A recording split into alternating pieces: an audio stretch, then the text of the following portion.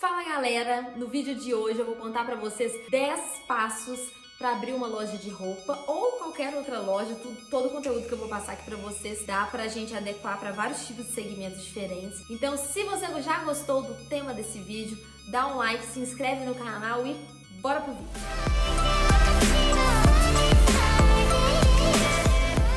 Então galera, o passo número 1 é você escolher um público-alvo. O que eu percebo muito aqui na minha cidade, nas cidades vizinhas? Às vezes as pessoas cometem o erro de querer trabalhar com vários tipos de público e isso dificulta demais o dia a dia da empresa. Eu observo às vezes as pessoas têm uma loja super pequenininha e quer colocar lá dentro moda feminina, moda masculina, moda infantil, moda praia, acessórios, 500 mil coisas dentro da loja e a loja não comporta. Então, gente, escolha um público específico para você trabalhar. Se você tem uma quantidade limitada de dinheiro para investir, se a sua loja também é um espaço limitado, um espaço pequeno, foca em um público. E se depois você quiser incrementar outras coisas, espera um tempinho, quem sabe depois muda para um novo espaço e aí você vai incrementando. Mas de princípio, escolha um público-alvo. Então vamos dar um exemplo aqui. Eu vou abrir uma loja de roupas e eu quero trabalhar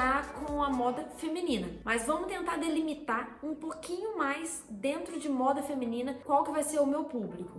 Eu quero trabalhar com o público de 20 a 30 anos, mais ou menos, que são mulheres mais jovens. Já sabemos que o nosso público-alvo são mulheres de 20 a 30 anos. Dentro disso, a gente ainda pode aprofundar muito mais. A gente pode ver a questão da classe social que vai ser o nosso público-alvo. Se é a classe A, se é a classe B, classe C. E tudo isso influencia muito no nosso negócio. Bem superficial, porque eu tenho que falar 10 passos, então tem que agilizar o processo. Mas então, não deixem de escolher um público-alvo. Isso é muito importante. Quem quer trabalhar com tudo, gente, não consegue trabalhar bem com nada. Fechou? Próximo passo é a análise de mercado. Eu confesso que isso foi uma coisa que eu errei. Quando eu fui abrir a minha primeira loja, eu não fiz nada disso, eu nunca nem sequer entrei numa loja concorrente. Concorrente não, porque eu nem tinha loja, Mas eu nunca nem tinha entrado em uma outra loja de roupas lá em Lavras pra conhecer, ver como que eram as lojas dos meus possíveis concorrentes. Mas isso é algo errado. Então, antes de você abrir uma loja, analise o mercado.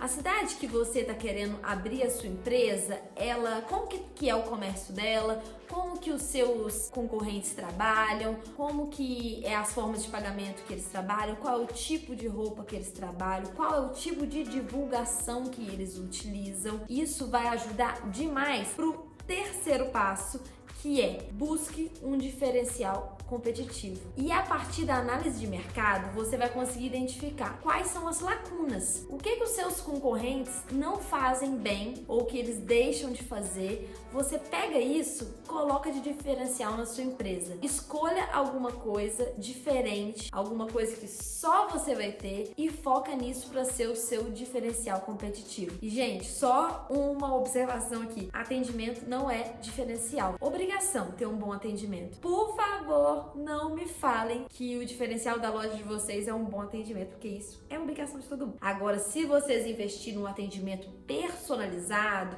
vai na casa do cliente, coisas do tipo, aí sim eu considero como um diferencial, mas fora isso, Quarto passo, escolha o ponto ideal. Esse passo é só quando se trata de lojas físicas. Esse é um item super importante, porque eu vejo empresas, lojas com ideias maravilhosas, tem tudo estruturado, tem uma loja linda, as mercadorias são ótimas, de ótima qualidade, muito bonitas, só que às vezes elas não dão certo porque estão mal localizadas. E às vezes é muito difícil de contornar. Depois que você já escolheu o ponto errado, é muito complicado fazer aquilo funcionar, gente. Principalmente quando a gente está falando de comércio físico. Então, antes de abrir a sua loja e você for olhar um ponto comercial, observe algumas coisinhas. Primeiro, esse ponto comercial, a rua que ele está localizado, passa muito pedestre? Passa mais pedestre ou passa mais carro? Se for uma rua que tem uma grande circulação de pedestre, ótimo, significa que as pessoas vão passar ali e vai poder olhar a sua vitrine. E a sua vitrine pode ou não, né? Depende então quão bem for trabalhada a sua vitrine. Ela pode atrair essa pessoa para dentro da sua loja. Ruas que tem muita circulação de pedestre são as melhores para se alugar para fazer uma loja. Outro ponto que conta muito é a questão de estacionamento. Esse ponto comercial que você vai alugar, se as pessoas quiserem ir até a sua loja, elas conseguem estacionar o carro com facilidade ou não? Isso é um problema que eu enfrento hoje na minha loja, nas duas, tanto a de Lavras quanto aqui de São João, porque elas ficam bem no centro. As duas são muito bem localizadas, só que centro, né, gente, tem esse problema do estacionamento. É muito difícil estacionar aqui, só se for pagar aqueles estacionamentos privativos. Isso eu confesso que aqui pra mim é um ponto negativo. Mas é algo que você pode estudar para o seu negócio, às vezes fazer uma parceria com algum estacionamento privativo para suas clientes não terem que pagar. Isso é algo super legal de se pensar. Outra coisa legal de pensar também, como que é a iluminação nesse ponto? Ele pega o sol da tarde ou o sol da manhã? Porque, gente, os pontos comerciais que pegam o sol da tarde, eles têm uma certa desvantagem daqueles que pegam o sol da manhã. Porque o sol da manhã é bem mais tranquilinho, né? O sol da tarde já é mais forte. Então as pessoas, quando estão caminhando na calçada e tá aquele sol muito forte, elas tendem a ir pro outro lado da calçada. E isso acontece com o sol da tarde, que é mais quente. Então se a pessoa tá passando em frente à sua vitrine, em frente à sua loja, tá aquele solzão, ela vai atravessar e não vai ver a sua vitrine. Tudo isso tem que se considerar, além de preço de aluguel, é claro, né? Isso eu não preciso nem comentar. Mas isso também dá um outro vídeo pra falar, porque tem muita coisa pra se analisar, gente, quando se aluga um ponto, e eu já quebrei muita cabeça com isso. Então, posso falar outra vez disso pra vocês. 5. Realize uma projeção de gastos. Quando você for abrir uma loja ou qualquer outro negócio, faça uma planilha do que você espera gastar. Eu vou gastar tanto com móveis, tanto com ar-condicionado, tanto com reforma, se for fazer. Coloca tudo isso na ponta do lápis para você saber quanto que isso vai custar e se você vai ter condições de fazer isso. Porque é um problema seríssimo quando você começa um projeto desses, um projeto de abrir uma loja, e o dinheiro acaba no meio e você não tem nem como voltar e nem consegue ir pra frente porque o dinheiro acabou. Então, se planejem antes, coloquem tudo na ponta do lápis. E pela minha experiência, gente, eu já inaugurei 3 lojas. Todas as 3 eu fiz isso, fiz um planejamento de quanto que eu ia gastar, mas eu sempre gastei mais. Então, fica de dica aqui pra vocês. Quando vocês fizerem isso, chegarem no valor total no final, já coloquem uma porcentagem ali a mais, porque sempre tem uma coisinha ou outra que a gente esquece de calcular. São coisas pequenas, mas que juntam no final e dá uma diferença. Então, gente, saibam exatamente o que vocês vão gastar para não ser pegos de surpresa. 6º passo, realize um planejamento financeiro mensal. O que é isso, gente? Quando eu fui abrir a minha loja pela primeira vez, eu já fiz isso e me ajudou pra caramba. Eu coloquei numa planilha tudo o que seriam os meus gastos fixos, ou seja, o meu aluguel, a minha despesa com funcionário, a minha CEMIG, tudo isso, né? E aí eu cheguei num valor total, e esse valor total é um valor que não importa se eu vender R$0 ou se eu vender 100 mil, eu vou ter que pagar aquilo ali no fim do mês ou no início do mês, né? Depende. De qualquer forma. Então, saibam quanto que é o gasto fixo de vocês. E aí, a partir desse número, desse gasto fixo, vocês conseguem saber quanto vocês têm que vender por mês para conseguir pelo menos ficar no 0 a 0, que é pagar seu gasto fixo e realmente ficar no 0 a 0, não ter lucro e nem prejuízo. Claro que, né? Se ultrapassar isso aí, ótimo, uma empresa lucrativa. Isso se chama ponto de equilíbrio, cálculo do ponto de equilíbrio, e que é muito bacana e muito importante na hora de você planejar e abrir o seu negócio. 7º passo, pense em como atingir o seu público-alvo. No início do vídeo, eu dei o exemplo de uma loja de roupas femininas que iria focar ali na idade de 20 a 30 anos. Então vamos pensar, como que eu atingiria esse público-alvo? Essa galera de 20 a 30 anos é uma galera jovem, é uma galera que usa muito celular. Eu fico o dia inteiro no celular, né? Eu me encaixo aí nessa idade e eu uso meu celular o dia inteiro. inteiro. Então, quer lugar melhor para fazer a divulgação do que ali no smartphone da pessoa, nas redes sociais? Então, eu usaria para esse público-alvo o Instagram, o Facebook. Mas claro que aí a gente tem que analisar um pouco mais a fundo. Por exemplo, a classe social tem geralmente classes mais baixas, D, E, tendem a usar mais o Facebook do que o Instagram. Claro que tá mudando, tá migrando. Muita gente tá migrando do Facebook para o Instagram, mas ainda tem um perfil de público completamente diferente dentro de cada rede social, e isso é muito legal para se identificar. É até mesmo a questão de faixa etária. Por exemplo, a minha mãe, o Facebook dela bomba muito mais do que o Instagram dela. A galera interage, os amigos da idade dela, né, interagem muito mais com ela no Facebook.